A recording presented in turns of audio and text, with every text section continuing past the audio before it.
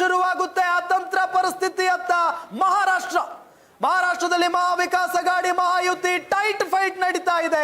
ಎರಡು ಮೈತ್ರಿಕೂಟಗಳ ನಡುವೆ ಹಗ್ಗ ಜಗ್ಗಾಟ. ಮಹಾರಾಷ್ಟ್ರದಲ್ಲಿ ಸರ್ಕಾರ ರಚನೆ ಮ್ಯಾಜಿಕ್ ನಂಬರ್ 145, 130 ಸ್ಥಾನಗಳಲ್ಲಿ ಎರಡು ಒಕ್ಕೂಟಗಳು ಮುನ್ನಡೆಯನ್ನ ಕಾಯ್ದುಕೊಂಡಿದ್ದಾವೆ. ಹಾಗಾದ್ರೆ ಅತಂತ್ರ ಪರಿಸ್ಥಿತಿ ನಿರ್ಮಾಣ ಆಗುತ್ತಾ ಸರ್ ಅಂತ ಬೆಂಗಳೂರಿನಲ್ಲೂ ಕೂಡ ಹೋಟೆಲ್ಗಳ ಬುಕ್ ಆಗಿದೆ. ಕಾಂಗ್ರೆಸ್ ಪಕ್ಷದ ಮಾಹಿತಿ ಬರ್ತಾ ಇದೆ.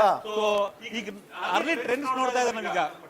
145 ಮ್ಯಾಜಿಕ್ ನಂಬರ್ ಇದೆ, ಬಿಜೆಪಿ 136 ಇದೆ, ಕಾಂಗ್ರೆಸ್ ಪ್ಲೇಸ್ 123 ಇದೆ. ಮಾತಾಡ್ತಿದ್ವಿ ಬರೀ ಒಂದು 10-15 ನಂಬರ್ಸ್ ಇಲ್ಲಿ ಚೇಂಜಸ್ ಆಗಬಹುದು, ಡಿಫರೆನ್ಸ್ ಬರಬಹುದು ಅಂತ. ಸೊ ಟ್ರೆಂಡ್ಸ್ ಕೂಡ ಅದೇ ರೀತಿ ಕಾಣಿಸ್ತಾ ಇದೆ. ಒಂದು ವೇಳೆ ಇದೇ ಟ್ರೆಂಡ್ಸ್ ಮುಂದುವರೆದ್ರೆ ಡೆಫಿನೆಟ್ಲಿ ಮಹಾರಾಷ್ಟ್ರ ಆಪರೇಷನ್ ಕಮಲ ಆಪರೇಷನ್ ಅಥವಾ ರೆಸಾರ್ಟ್ ರಾಜಕಾರಣ ದೊಡ್ಡ ಮಟ್ಟದಲ್ಲಿ ಆಗಬಹುದು. 15 ದಿನ ಆಗಬಹುದು ಸರ್ಕಾರ ರಚನೆಗೆ ಅಂತ ಕೆಲವೊಂದಿಷ್ಟು ನಾವು ಆಗ್ಲೇ ಮಾರ್ನಿಂಗ್ ನೋಡ್ತಾ ಇದೆ ನ್ಯಾಷನಲ್ ಇಂಗ್ಲಿಷ್ ಗಮನಿಸ್ತಾ ಇರ್ಬೇಕಾದ್ರೆ ಅವರು ಕೂಡ ಇದೇ ರೀತಿಯ ಒಂದು ಡಿಬೇಟ್ ಮಾಡ್ತಾ ಇದ್ರು. ಈಗಾಗಲೇ ರೆಸಾರ್ಟ್ ರಾಜಕಾರಣ ಶುರುವಾಗ್ತಾ ಇದೆ. ಅದು ಕಾಂಗ್ರೆಸ್ ಶಾಸಕರೆಲ್ಲ ಕರ್ನಾಟಕಕ್ಕೆ ಬರುವಂತ ಒಂದು ಪ್ರಯತ್ನ ಆಗಿರ್ಬೋದು, ಅಥವಾ ಮಹಾರಾಷ್ಟ್ರದ ಅಲ್ಲಿ ಬಿಜೆಪಿ NDA ಮೈತ್ರಿಕೂಟ ಶಾಸಕರನ್ನ ಹಿಡಿದಿಟ್ಕೊಳ್ಳುವಂತ ಪ್ರಯತ್ನ ಆಗಬಹುದು ಅಂತ. ಒಂದು ವೇಳೆ ಈ ನಂಬರ್ಸ್ ಆದ್ರೆ ಶಿವಸೇನೆ ಆಗಿರ್ಬೋದು, NCP ಆಗಿರ್ಬೋದು, ಕಾಂಗ್ರೆಸ್ ಆಗಿರ್ಬೋದು, ಕರ್ನಾಟಕದ ಮಟ್ಟಿಗೆ DK ಶಿವಕುಮಾರ್ ಅಲ್ಲಿ ಮಾಸ್ಟರ್ ಇಂದಿನ ಗಮನಿಸಬಹುದು.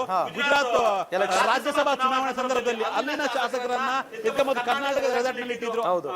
ಅಹಮದ್ ಪಟೇಲ್ ನ ಗೆಲ್ಲಿಸಬೇಕು ಅನ್ನೋ ಕಾರಣಕ್ಕಾಗಿ ಅಮಿತ್ ಶಾ ಕೂಡ ಅಲ್ಲಿ ಸ್ಪರ್ಧೆ ಮಾಡಿದ್ರು. ಆಗ ಅಲ್ಲಿ ಅಮಿತ್ ಶಾ ಸೋಲ್ಸ್ಬೇಕು, ಅಹಮದ್ ಪಟೇಲ್ ನ ಸೋಲ್ಸ್ಬೇಕು ಅನ್ನೋ ಒಂದು ತಂತ್ರಗಾರಿಕೆ ಬಿಜೆಪಿ ಅದನ್ನ ಸಕ್ಸಸ್ ಮಾಡಕ್ ಬಿಡ್ಲಿಲ್ಲ. DK ಶಿವಕುಮಾರ್ ಅವರು ಅಹಮದ್ ಪಟೇಲ್ ಗೆದ್ದಿದ್ರು. ಅಂದ್ರೆ ಅದರಲ್ಲಿ ಒಂದು ರೀತಿ ಚಾಣಕ್ಯ ಕರ್ನಾಟಕ ರೆಸಾರ್ಟ್ ಪಾಲಿಟಿಕ್ಸ್ ಗೆ ಕರ್ನಾಟಕ ತುಂಬಾ ಫೇಮಸ್. ನಾವು ಹೈದರಾಬಾದ್ ಅಲ್ಲೂ ರೆಸಾರ್ಟ್ ಪಾಲಿಟಿಕ್ಸ್ ಮಾಡಿದೀವಿ, ಗೋವಾದಲ್ಲೂ ರೆಸಾರ್ಟ್ ಪಾಲಿಟಿಕ್ಸ್ ಮಾಡಿದೀವಿ. 2008 Janardhan Reddy peak time resort ರಾಜಕಾರಣ ಶುರುವಾಗಿದೆ ಕರ್ನಾಟಕದಲ್ಲಿ. ಆಗ ಸೊ ಈಗಲೂ ಕೂಡ ಮಹಾರಾಷ್ಟ್ರದಲ್ಲಿ ರೆಸಾರ್ಟ್ ರಾಜಕಾರಣ ಶುರುವಾಗಬಹುದು, ಅದಕ್ಕೆ ಕರ್ನಾಟಕ ಕೂಡ ವೇದಿಕೆ ಆಗಬಹುದು ಅಂತ ಇದೆ.